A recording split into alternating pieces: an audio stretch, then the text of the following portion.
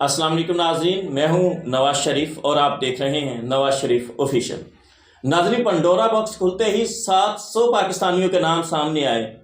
तो हर एक चैनल पर अब ये बहस हो रही है कि ऑफशोर कंपनी जो है ये लीगल होती है या इलीगल। आज तो एक हम इसके ऊपर बात करेंगे, दूसरा ये कि मीडिया के अंदर सिर्फ चंद सियासतदानों के नाम लिए जा रहे हैं। आज की इस वीडियो में हम सियासतदान, फौजी गिरानों, कारोबारी शख्सियात और मीडिया मालिकान में जिन जिन लोगों के नाम है वो आपके सामने रखेंगे। तीसरी बात, FBR का इसके हवाले से क्या रिएक्शन है वो भी हम आपके सामने रखेंगे और पाकिस्तान का क्या मौक़िफ़ होगा इसके ऊपर। आज की इस वीडियो में हम डिटेल इसके ऊपर बात करेंगे क्योंकि आज की वीडियो थोड़ी लेंथी होगी, लेकिन आप इसको शुरू से आखिर तक ज़रूर देखिएगा। तो नाज़रीन, सबसे पहले हम बात करते हैं इसके लीगल और इलीगल होने के ऊपर। नाज़रीन, मैं आपको बताता चलूँ कि कानूनी जो माहिरीन हैं उनका कहना है कि ऑफशोर कंपनी जो है वो कानूनी भी होती है और गैर कानूनी भी होती है। कानूनी इस तरीके से होती है कि अगर कोई शख्स जिसने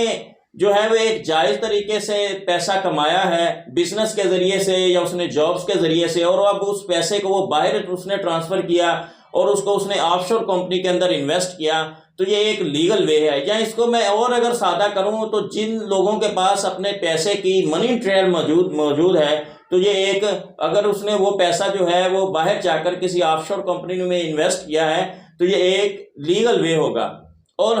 कई ममालिक जो है वो इस बात की इजाज़त देते हैं, पाकिस्तान का कानून भी इस बात की इजाज़त देता है। आपको याद होगा कि वज़ीर ख़ज़ाना शौकत तरीन ने भी अपने दिफा के अंदर यही बात कही थी कि एमी डेवलपर्स ने 2014 के अंदर पाकिस्तान में सरमायाकारी ना करने का कहा और उसके बाद जो है उन्हें 4 ऑफशोर कंपनियां जो है खुलवानी पड़ी और बाकायदा तौर पर स्टेट बैंक से वो कहते हैं कि मैंने इजाज़त ली। इसका मतलब है कि अगर स्टेट बैंक इस बात की इजाज़त देता है तो आपका कानून इसको लीगल करार देता है। अब बात कर लेते हैं कि इसके इलीगल होने पर। इलीगल से मुराद ये है कि वो पैसा जो किसी ने नाजायज़ तरीके से कमाया है, स्मगलिंग के ज़रिए से कमाया है, वहाँ पर उसने करप्शन की है या किसी और ज़रिए से वो पैसा उसने हथियाया है और वो उस पैसे को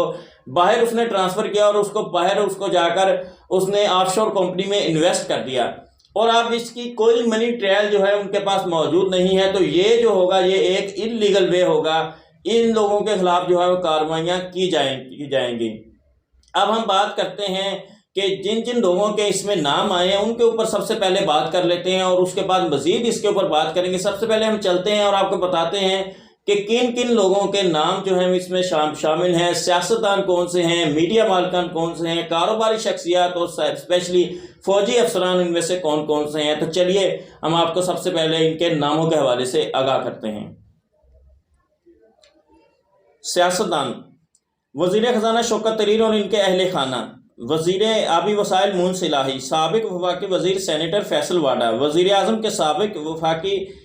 मशीर मसूद खान के बेटे अब्दुल्ला मसूद, वज़ीर सनत व पैदावार खुसरो बख्तियार के अहल खाना, तहरीक इंसाफ के रहनुमा अब्दुल अलीम खान, शर्जील मेमन, मुस्लिम लीग नून के इसहाक डार के बेटे अली डार, PTI के आरिफ नकवी, PTI के तारिक शफ़ी, मुस्लिम लीग काफ के सरबरा परवेज़ इलाही की अहलिया, साबिक चेयरमैन FBR सुलेमान सदीकी के बेटे यावर सुलेमान।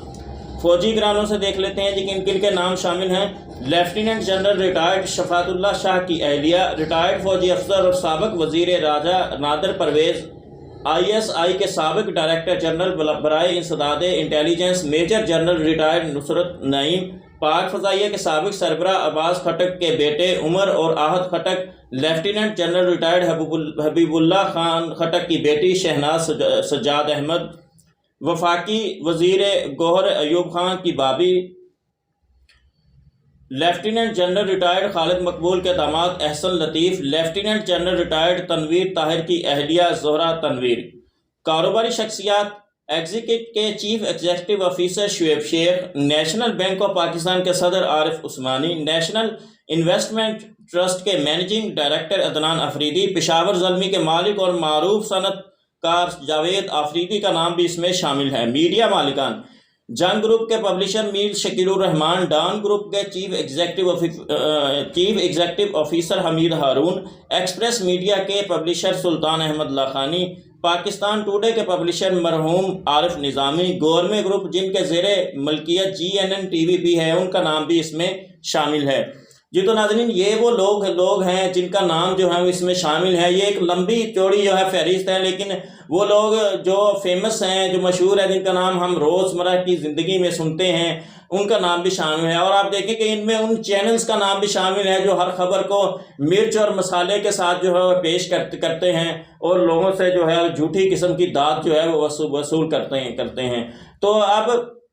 اب ہم بات کرتے ہیں کہ ایف بی آر اس کے حوالے سے کیا کرنے جا رہا ہے. ناظرین ایف بی آر نے واضح طور پر یہ کہہ دیا ہے، ایف بی آر کے جو چیئرمین ہیں اشفاق احمد، انہوں نے یہ کہا ہے کہ اب ہم ان 700 لوگوں کا بایو ڈاٹا جو ہے وہ اکٹھا کرنے جا رہے ہیں، اور اب ہم دیکھیں گے کہ یہ جو پیسہ انہوں نے انویسٹ کیا ہے کیا اس کی منی ٹریل موجود ہے، کیا وہ انہوں نے اپنا جو انکم ٹیکس گشوارے ہیں ان میں یہ چیزیں جو ہیں، جو پیسہ انہوں نے باہر بھیجا ہے، کیا انہوں نے انکم ٹیکس جو ہے اس کے اوپر جمع کروایا ہے. اگر انہوں نے یہ پیسہ جو ہے وہ انکم ٹیکس جمع کروایا ہوگا اور یہ پیسہ اس کے بعد باہر بھجوایا ہوگا تو ان کے خلاف کوئی قانونی کارروائی نہیں کی جائے گی. لیکن اگر ان لوگوں نے یہ پیسہ انلیگل طریقے سے باہر بھجوایا ہے تو یقیناً لوگوں کے خلاف کارروائی ہوگی. لیکن ہم سب جانتے ہیں کہ یہ جتنے بھی لوگ ہیں، چاہے وہ سیاستدان ہوں، میڈیا گروپ ہو یا یہ کاروباری شخصیات ہو، میرے خیال سے ان لوگوں کی جو ہے منی ٹریل یہاں پر موجود نہیں ہوگی اور یہ انلیگل طریقے سے ہی پیسہ باہر کیا ہوگا. کیونکہ آپ دیکھیں گے اگر انہوں نے لیگل طریقے سے ایک چیز بنائی ہوتی تو اس کو سب سے پہلے اگر سیاستدان کی بات کریں تو سیاستدان کو اپنے احساسات ڈکلیئر کرنے ہوتے ہیں جب وہ جو ہے وہ الیکشن کمیشن میں اپنے کاغذات جو ہے جمع کرواتا ہے، تو وہاں پر اپنی جائیداد کی ایک تفصیل بھی وہ ساتھ دیتا ہے کہ یہ چیزیں میرے جو ہیں وہ میرے حصے میں ہیں. تو وہاں پر ہم دیکھتے ہیں کہ ان لوگوں نے کوئی ایسی آف شور کمپنی کے حوالے سے کوئی ڈیٹیل جو ہے وہ جمع نہیں کروائی. تو یقیناً ایف بی آر اس کے اوپر سخت جو ہے وہ نوٹس لینے والا ہے، اور ایف بی آر نے یہ کہا ہے کہ ہم جو ہیں وہ ایسے افراد کے خلاف جو یہ ثابت ہو جائے گا کہ یہ انلیگل ہے، ان کے خلاف 100% جرمانہ اور ان کو قید کی جو سزا ہے وہ بھی سنائی جا سکتی ہے. وزیر اعظم عمران خان صاحب پہلے ہی کہہ چکے ہیں اور اس کا خیر مقدم کر چکے ہیں، اور آپ کو پتہ ہے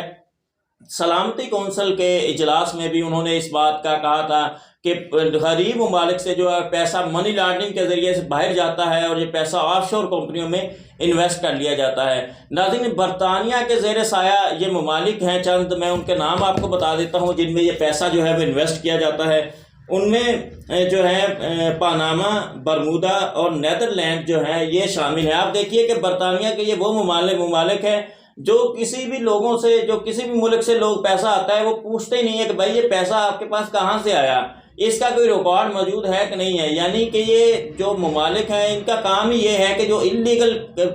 کام ہوتے ہیں دنیا کے اندر ان کو پروٹیکٹ کرنا، ان کو پروٹیکشن دینا. ان کے حوالے سے کسی قسم کی کوئی قانونی چارہ کوئی وہاں پر موجود نہیں ہے، کوئی چیک اینڈ بیلنس موجود نہیں ہے، بلکہ وہ یہ دعوت دیتے ہیں کہ جن لوگوں کے پاس پیسہ ہے، انلیگل طریقے سے انہوں نے پیسہ کمایا ہے، تو وہ برطانیہ میں آئیں اور یہاں پر آف شور کمپنیوں کے نام پر یہاں پر پیسہ جو ہے وہ انویسٹ کریں. اب عمران خان صاحب کا جو نیریٹو ہے، اب ان کو سخت جو ہے اس کے اوپر نوٹس لینا ہوگا اور ان کو کر کے دکھانا ہوگا. صرف تقریروں سے، جذباتی بیانات سے کچھ نہیں ہوگا. اب ہمیں یہ بھی دیکھنا ہے کہ سینیٹر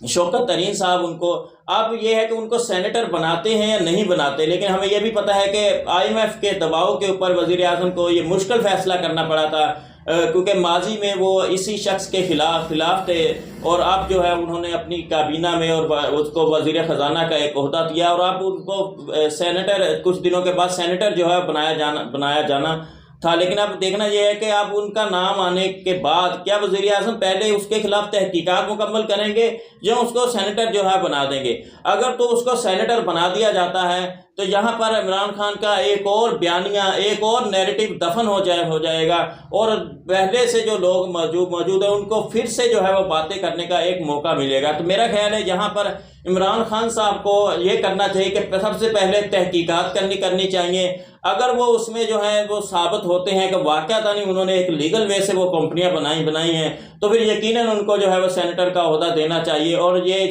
یقیناً آئی ایم ایف کی شرط بھی ہوگی. اور اگر اس میں ہمارا